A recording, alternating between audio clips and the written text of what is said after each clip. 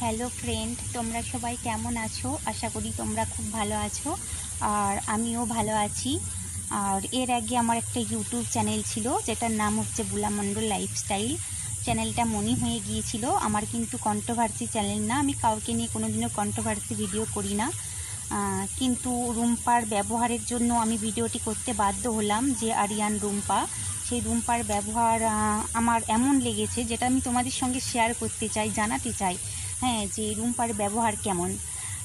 রুম্পার কিছু call recording আমি তোমাদের সঙ্গে শেয়ার করব, তোমরা শুনে নাও ওর ব্যবহারটা কেমন। আমি যেটা স্বপ্নে ভাবতে পারিনি যে এত বড় একটা ইউটিউবার আমার সাথে এরকম ব্যবহার করবে, সেটা আমি স্বপ্নেও ভাবতে পারিনি। আর এটা আমি ওর কাছ থেকে আশাও করিনি। আমার সাথে আজকে ওর পরিচয় হয়েছে, কমেন্টে নাম্বার নেওয়া হয়েছে, কমেন্ট বক্সে নাম্বার নেওয়া হয়েছে, সেখান থেকে ওর সঙ্গে আমার ফোনে কথা হয়েছে। আমি তোমাদের সঙ্গে কল রেকর্ডিংটা শেয়ার করব, তোমরা শুনেই বিচার করবে যে রুম্পা মেয়ে ছেলেটি আসলে কেমন। আর হ্যাঁ, যেটা বলছিলাম, চ্যানেলটা আমার 2 বছর ভিডিও দিইনি বেবি পেটে আসার কারণে।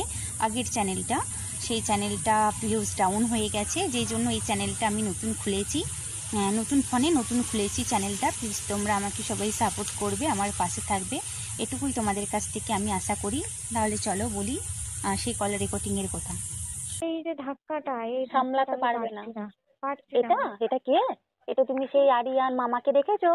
সেই আরিয়ান মামার বউ কথা বলছে, মানে সেই রুম্পা মাসিমণি। আমি জানো না, আমার মানে দিন রাত এক হয়ে গেছে, সারাদিন ঘরের মধ্যে আমার থাকি। মেয়েটা গো কি কান্না করে জানো? আমার মেয়েটা কি কান্না করে, এই 7 বছর বয়স মেয়েটার, জানো? মা বলছে, মা কে? মাসিমণি। মাসিমণি ভালো আছো? হ্যাঁ, তুমি ভালো আছো? হ্যাঁ, তুমি কেমন আছো? ভালো আছি। আসো আমাদের বাড়ি, আসো, এসে দূরে যাও। হ্যাঁ, আমাদের বাড়িতে আসো।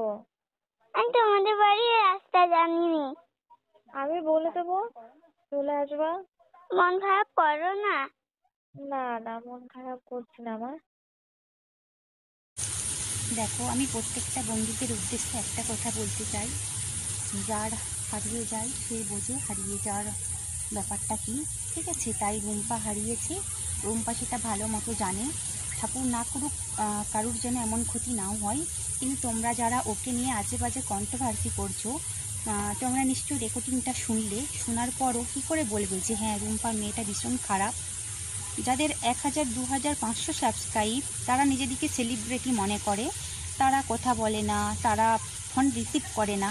কিন্তু যেখানে 5 লাখের কাছাকাছি একজন সাবস্ক্রাইবার, বড় ইউটিউবার বোন, সে আমার মেয়ের সঙ্গে বা আমার সাথে একদিনের পরিচয়, কমেন্টে, তোমরা বিশ্বাস করবে কিনা জানি না, একদিনের পরিচয়। তোমরা নিশ্চয়ই শুনেছো, আমার মেয়েকে বললাম যে আরিয়ান মামা আছে, ওর বউ রুম্পা। তোমরা আমার কথাবার্তাগুলো শুনে রেকর্ডিংয়ে বুঝতে পারবে, তার সাথে আমার জাস্ট কমেন্টে পরিচয়, একদিনের পরিচয়। বলো, তার মধ্যে কি তোমরা কিছু অহংকারিতা দেখতে পেলে? কোনো অহংকার নেই। তাহলে অনেক বন্ধুরা আছো যারা কন্ট্রোভার্সি চ্যানেল দিয়ে ভিউজ কামানোর জন্য ওর নামে আশেপাশে কথা বলছো, তাদের উদ্দেশ্যে আমি একটা কথা বলতে চাই, প্লিজ তোমরা না জেনে দূর থেকে ওই মেয়েটিকে, অসহায় মেয়েটিকে নিয়ে উল্টোপাল্টা বাজে মন্তব্য রটিও না। কারণ আমি ওর সঙ্গে কথা বলেছি প্রায় 8 ঘন্টার মতো, আমি জানি যে মেয়েটা কী পরিস্থিতিতে আছে।